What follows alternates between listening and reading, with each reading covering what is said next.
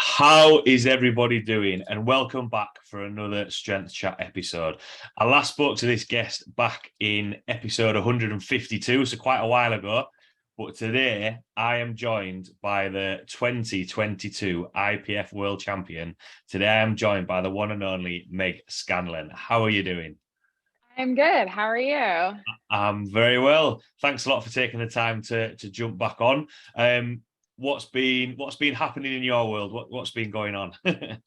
I know what it was quite some time ago. I was actually trying to remember the last time we chatted, like what it was before or after. I couldn't remember. I'm not even gonna All right, a lie. lot of time has passed. A lot of time has passed. Yeah, a lot of things have merged together in my mind. I feel like over the past couple of years. Um, but yeah, just not a whole lot. Lifting, momming, coaching, all those good things. Yeah. And how was things settled down? Obviously, after Worlds, how was your training going? How are you getting? Have we had a little bit of a breather since then? Yeah, for sure. And afterwards, I knew going into it, I wanted to like take a little breather in a way, like give myself some space because I had 3 meets relatively quick back to back. And I did that and then kind of worked back into training like at my own pace. And like most good athletes, training started to go well. And I was like, let's do a meet. So I told myself I was going to wait until next year. Nationals in the US is in February, the end of February, but I'm going to do a meet at the end of this year, like just for some fun, nothing crazy. But just to, hit some, I guess, bigger training numbers and have some fun with it. Yeah, definitely. It's good to see that, I always that thing of having a little bit of a breather, but you can see on your face there that, yeah, I'm going to have a little bit of fun and see how it goes, which is really good. And I know, last time we spoke, I remember asking the question of, what can we expect to see from your training and competitions? Obviously, with Worlds, we saw something pretty impressive. How was kind of your training building up to Worlds? What was kind of your expectations or training? Because I know when we last spoke, it was kind of we were building up nicely, and you weren't necessarily thinking too far ahead. Did that change at any point, or what kind of was the plan, if you like? Yeah, so building up to Worlds, my training was definitely going pretty well. It was a quick turnaround, relatively speaking, from our nationals to Worlds last year. Um, but my training going into our nationals was pretty good. And I just had like a weird like type of niggle injury like right before nationals.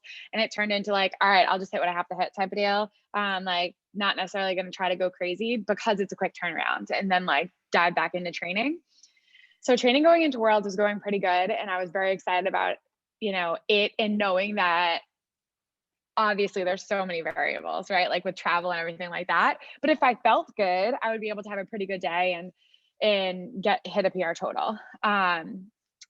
Which I did. I don't even know what my PR total was before World. That's fine.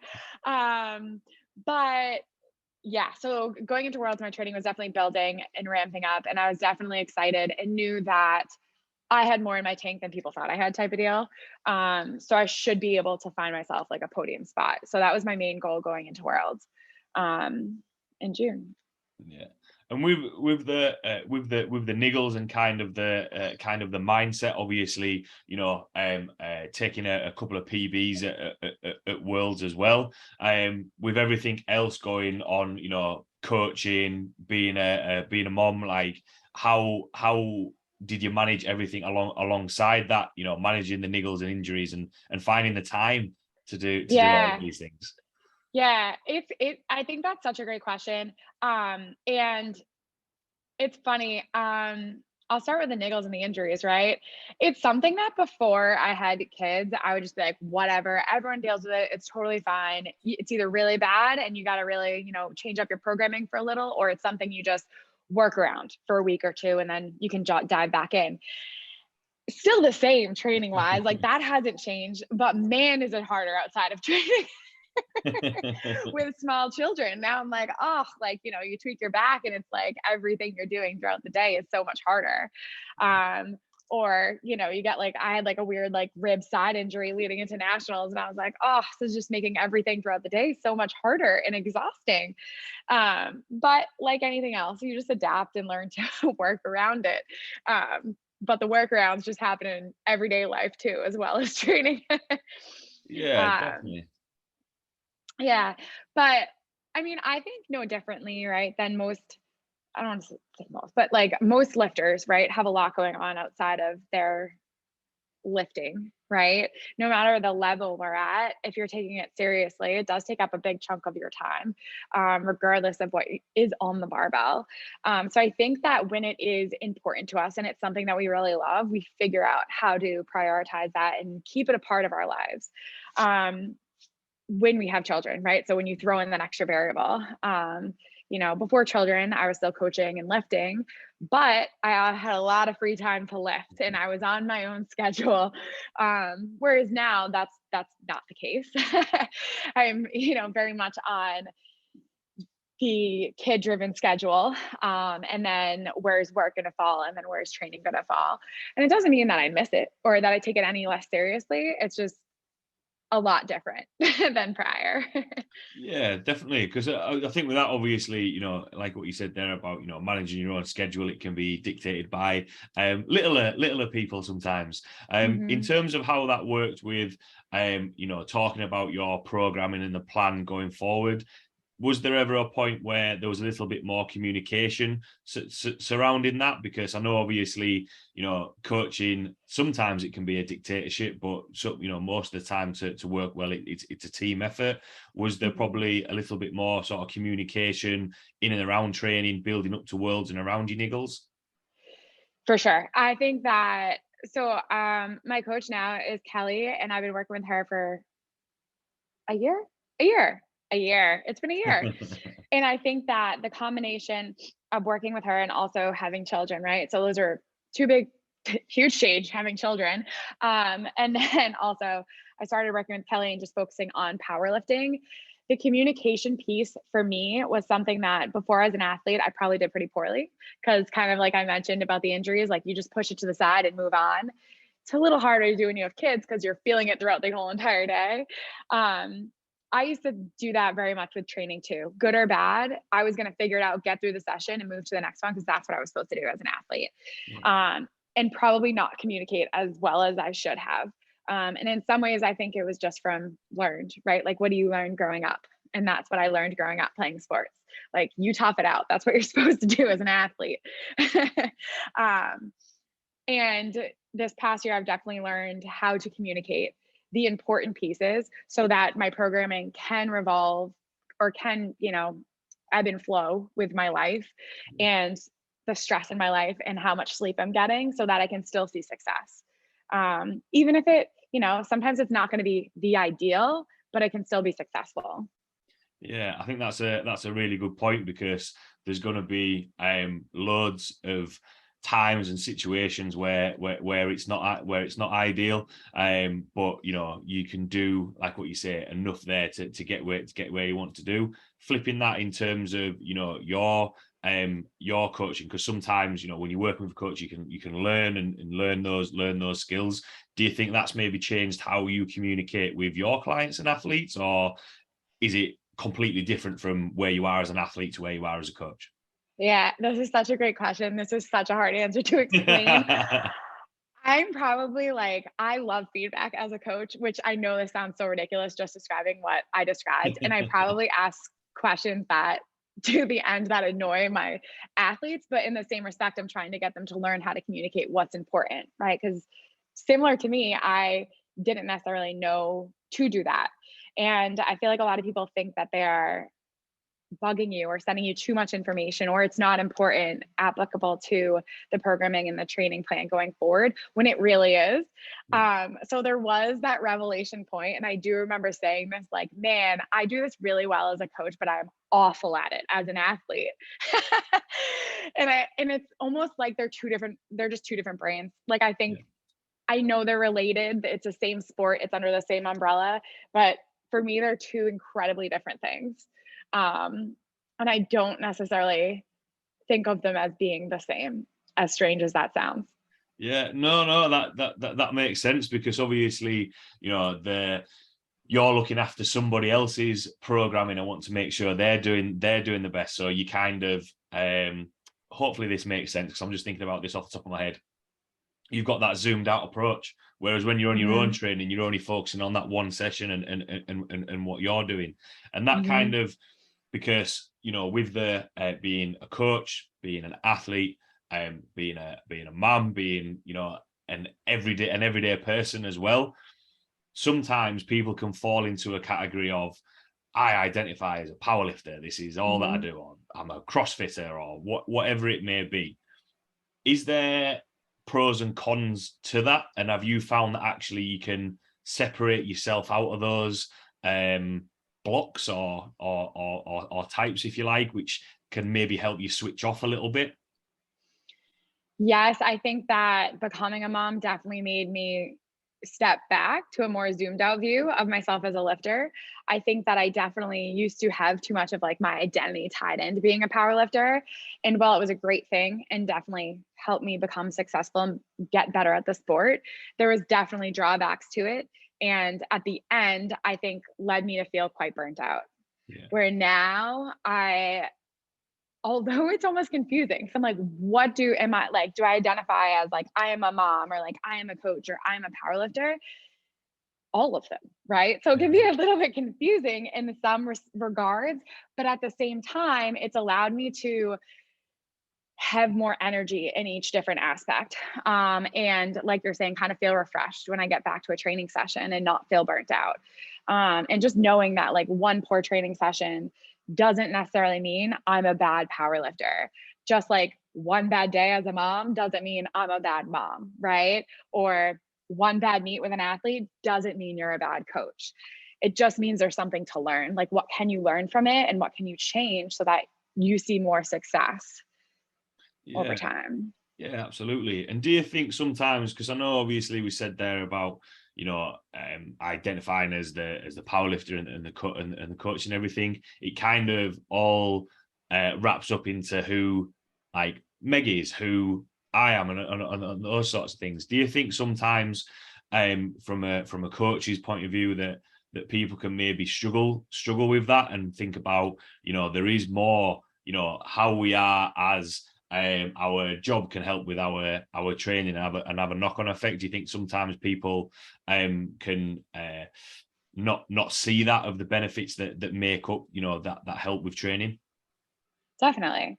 I think there's carryover from everything. And I think it goes both ways. Like, some people don't want to say they're a power lifter because they might not, think that they are strong enough. Like when they don't want to sign up for their first meet because they need to be hit X, Y, and Z first. It's like, no, if you're squatting, benching, and deadlifting, you're training, you're competing, like you're a power lifter.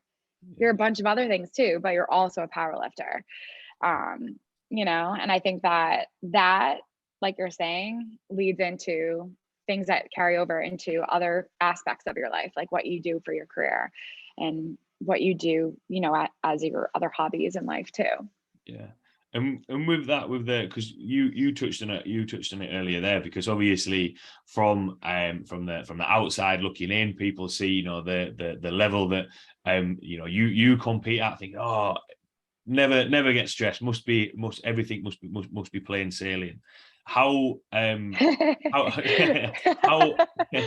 how do you manage your stress? How do you kind of switch off from there, especially, you know, for the level of competition that you're going into? Because I know that can filter down to people who are just doing local gym meets or regional meets or anything like that. What's kind of your tips or advice, or how have you learned to manage that? I think that's one of the hardest pieces, to be honest, like figuring out how the puzzle pieces fit together to work, and then also making it work so that your stress levels are under control. And like, how are you going to manage your stress, and how are you going to turn it off at some point in time?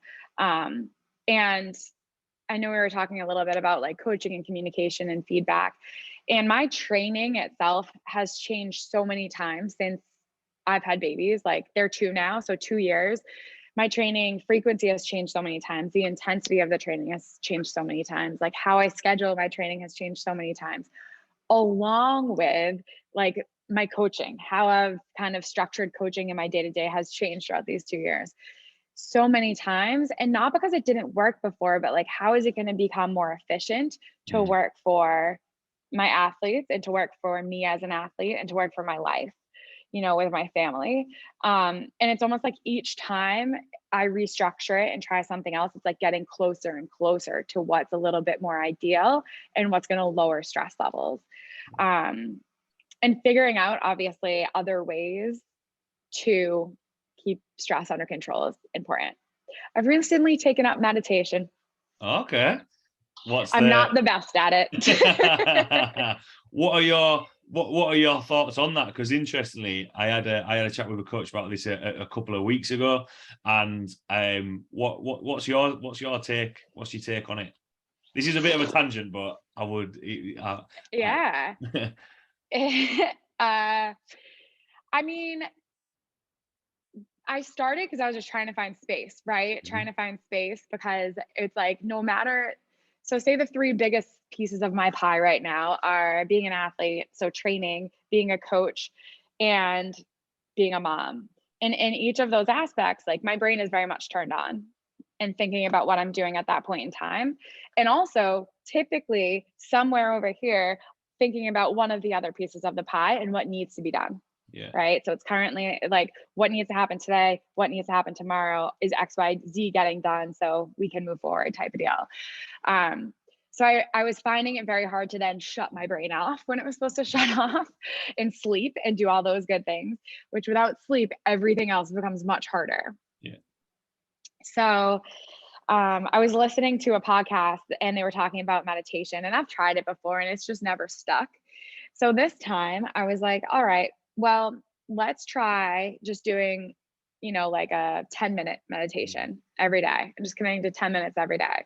Like I can find 10 minutes, I usually sit on the couch for 30 minutes in front of the TV and I'm not watching the TV. So, instead, perhaps I could just try 10 minutes of meditation.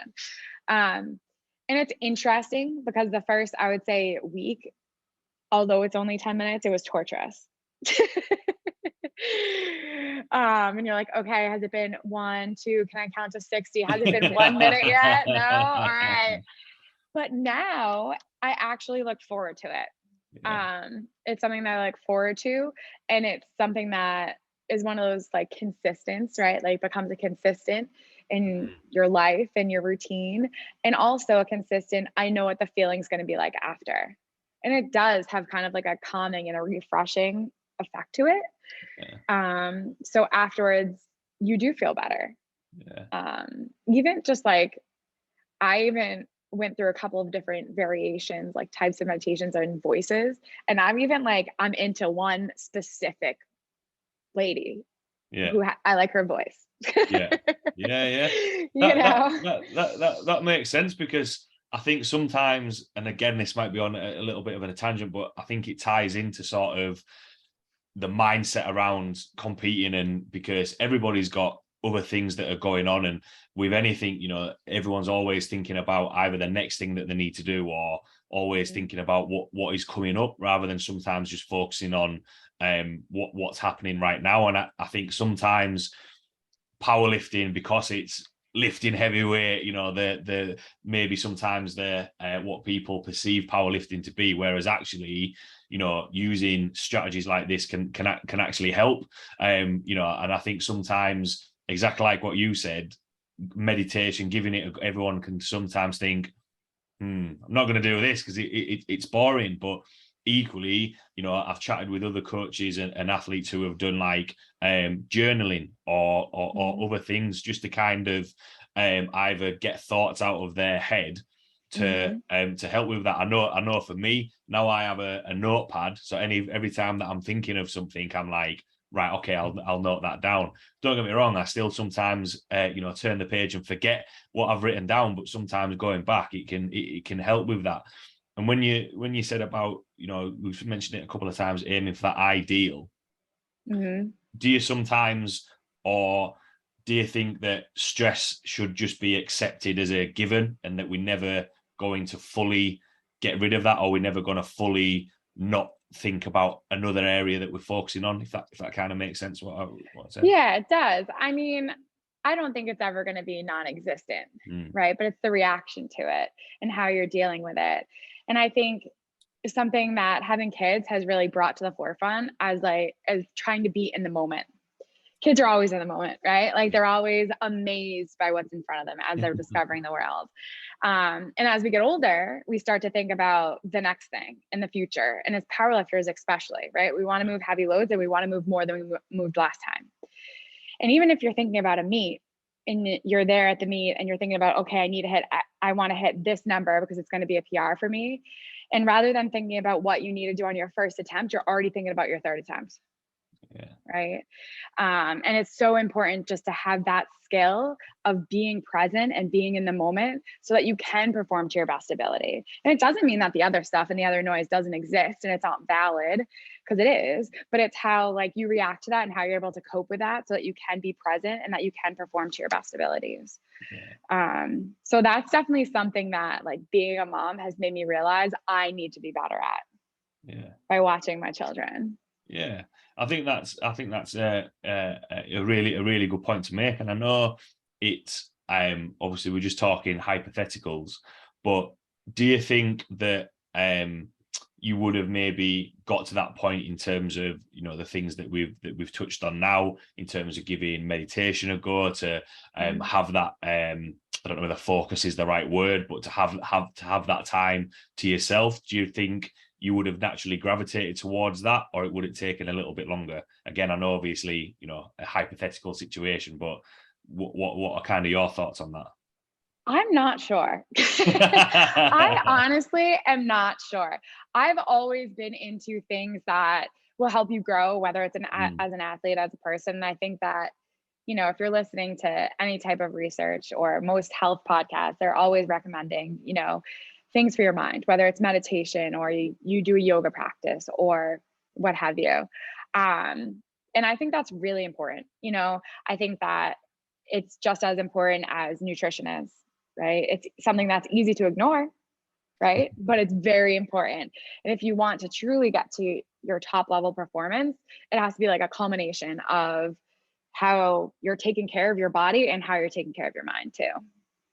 Yeah, I think as well, from the just building on that, I know within sort of team sports, there's a lot of teams that are using even individual sports as well, like powerlifting, but also boxing or weightlifting. You hear a lot more athletes that are working with psychologists to be like, right, how do we improve? Because I think there's tons and tons of information for programming to get people stronger, faster, fitter. Can you see sort of maybe more lifters gravitating to learning more about how to develop their mindset and their focus around training and managing situations? Because as an example, to try and focus on powerlifting, I'm sure you've experienced this as well. Quite a lot of lifters that are really good in training, but then they get to a competition and they get too stressed, and then they don't maybe perform as well on the day. Can you kind of see more sports or strength sports gravitating towards the mindset side of things? I think they should. I think they definitely should, especially since it is a performance sport and everyone wants to do their best on the platform. I started working with a sports psychologist at the beginning of this year. And part of the reason was like my mindset towards lifting in general. I knew it had changed so much. So I was trying to figure out how my new mindset towards lifting was still going to help me be as competitive as possible. Like how are these puzzle pieces fitting together, and how am I managing this on meet day? Because there's some things that I know I could do better that are like learned practices over time. And I know I could improve on them, but what kind of strategies am I going to use to improve on them? And sometimes that isn't necessarily a game day plan of writing something down. It's just how your mind works. And it was interesting. There's a guy who I've started coaching who is a psychologist, and obviously he recommends to people exercise. You can clear your mind and everything, but similar to what we touched on earlier about yourself in terms of communication, it's only until that how he phrased it was that he was sick of repeating himself to clients. He was like, I'm going to have to do it at some point. Now, when we have conversations, it's that case of, do you know what, actually, I'm sleeping better and everything like that. And speaking to him about the change, it was kind of, he was seeing his psychologist clients reaping the benefits of this. It was like, what was the missing piece of the puzzle? And part of it was he just, didn't know where that starting point was. He just had to, go out and actually look. So yeah, I think that's an interesting point. Moving on from sort of the mindset and the stress side of things, touching on more of the recovery side of things. How has that changed? Because we know recovery is a really big part of that. And, we'll say, right, okay, we need to focus on nutrition, sleep. How's your development of your mindset helped focus more on recovery? Or is that something that is a work in progress? Sure. I've always kind of been pretty good in the recovery piece of it in general, just because like I'm interested in, like health in general, but also like the science piece of it. I've always had pretty good nutrition, but I would say my nutrition has definitely improved tremendously. I think a piece of this is I'm home a lot more. So it's easier when you're home. I work from home. I train a lot from home. It's easier to stay in the routine of eating. It is much more challenging if you're traveling a lot, you have to travel for work, things like that. It does make it definitely more challenging. Doesn't mean you can't do it, but it definitely increases the level of challenge behind it in planning that you need to do. I think the biggest thing that has changed that I used to be very good at protecting is sleep. Because again, I don't have, full power over how much I'm going to sleep every night. So while I know how important sleep is, sometimes I might get 4 hours of sleep before a big training day. And it is what it is. It might mean I need to adjust the big training day. But again, it's just knowing that, sure, the training day might go great. It might not. If it doesn't mean I'm weaker. If it goes great, it doesn't mean I can sleep 4 hours every night. Yeah, I don't think I'm worried about that myself there. I don't think I would do 4 hours of sleep a night with that, because exactly like what you said, sometimes it's going to be a case of if your sleep is disrupted, you're gonna have to adjust things.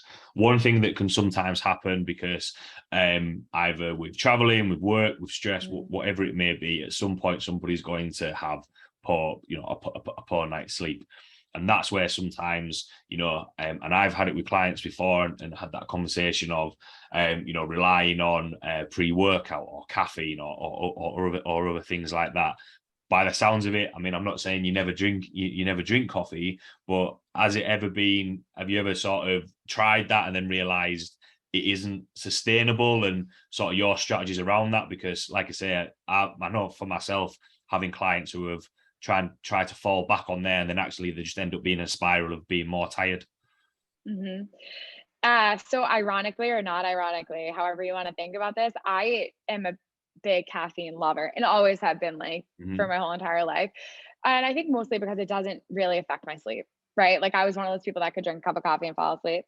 I've always had an easy time sleeping.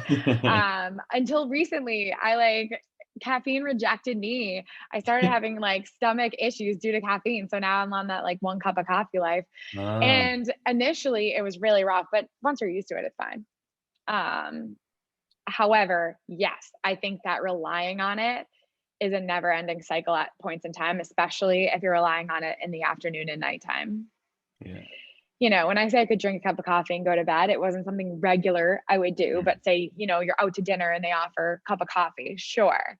But I would definitely not work out at 6 p.m. or 7 p.m. and have a 300 milligram pre-workout.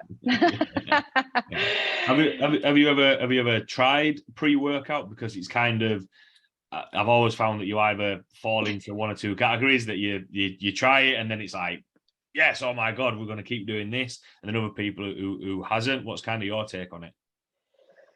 I was a heavily caffeinated girl for a while. So I definitely drank pre-workout. I liked it. I don't obviously think that now that I don't use it, that my performance, there's been a, a huge decrement to my performance. Would I Mm, still have it on meet day? Yes. yeah. But, I do think there's something to say too, that it's probably more helpful that I'm a bit more resensitized to caffeine, because that part is definitely true. Yeah. Your requirement for the same type of sensitivity increases as you drink more and more of it. So I definitely think that part is likely helpful too. Yeah, because I think with that, because obviously from what you've said there, having being on both sides, if you like, a lot of caffeine, dropping it down now, maybe not by choice now, but Right. with that, I think it's good to hear your thoughts on it, because I know sometimes people will think, oh no, this is the sole thing that I need to focus on, whereas actually it's a case of, we'll know what other variables are you focusing on. Equally, it's the same as drinking alcohol or anything. The more that you drink, same with coffee, the Mhm. more you're gonna have to have more to then see an effect of it. Sure. As I we do touched. think though, if you're that concerned, like for people that are like, I need my pre-workout, it's like, let's take a step back. Yeah, Pre-workout is not what's making you strong. yeah, So it's like, what else? Like, why do you think you need this other than a feeling or that it makes you strong? Because it's definitely not what makes you strong at the end of the day. And I do think, because I know that you asked me this, I do think people should protect that window of like, don't drink caffeine after X, like say 2 p.m., so yeah. that you will fall asleep, because sleep is far more important to your recovery and to your strength development than a pre workout. Yeah, because it goes back to what we were talking about as and that's maybe where the coach will either step in or give suggestions. Because I think as an athlete focused on that one session, I remember I had a guy, he usually trained on evenings because he worked shifts, and he took some pre-workout, and I think he did an entire workout plus started some of his next workout, because he was just Oh my like, God. I had so much energy. And then afterwards, obviously the sort of the crash from that, it was kind of, I didn't really have to say anything. He was like, yeah, maybe I just overdid it. And from there, because I always think that you have to learn from experiences like that. It's not a case of, you mentioned it earlier. Doesn't mean to say that he was a bad client or anything like that. It was just a case of, all right, we got it a little bit. We got it a little bit wrong then. No, I just thought I know, again, maybe a little bit tangent, but I thought Yeah. I'd touch on that. The other thing that obviously we mentioned, stress on the platform. The other topic that I wanted to touch on in terms of on the platform, obviously, the adjustment to the bench rules for the IPF. Obviously, a couple of people have commented on that. Obviously, in terms of the setup, your setup for bench as well. What's kind of, because this is the first time having spoken about it myself. Obviously, spoken with lifters as well. What's your kind of take on it?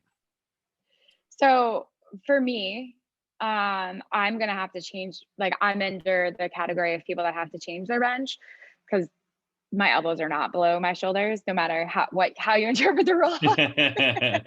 Just not cutting it. I won't have to necessarily change the setup. Like, I don't put my feet on the bench. I know a lot of people do that, and I would like to offer a lot of reassurance to those people that I used to do that, and it's weird at first, but it's not. After a couple weeks, you'll get used to it, and you can get into a very similar position, especially if you're not worried about elbow depth. Yeah, Um, so, well, I know it's kind of a strange thing to have to change. Like, once you figure it out, it will click. You'll get your bench right back.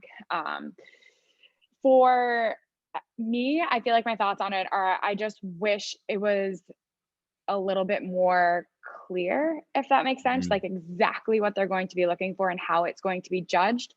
And I think the reason I'm looking for that clarity is I am someone that has to change my bench. So I just want to make sure yeah, that I'm changing it to the specifications that they are looking for. Um, and I just think that is probably not going to happen until meets roll out next year, yeah. as we close in, which is fine. Um, so I've thought about this so many different ways in my head, because I don't want to bomb out on bench depth. I don't want Yeah, to be the first person to bomb out on bench depth. Um, And I don't know. I mean, I'm pretty confident in what we've changed that my bench will be to depth, I guess, if you want to say that. That sounds like such a weird thing to Yeah. say. Um, but I could also see myself like at the first meet that I do, which will be nationals for us, like opening at a number I know I could do however I had to do it, and then just taking a bigger jump Yeah. just to make sure. Because it's going to have to be an adjustment within a meet, at least the first meet, if there has to be an adjustment. And then after that, I can just to adjust to whatever the standard is that I know, you Yeah. know?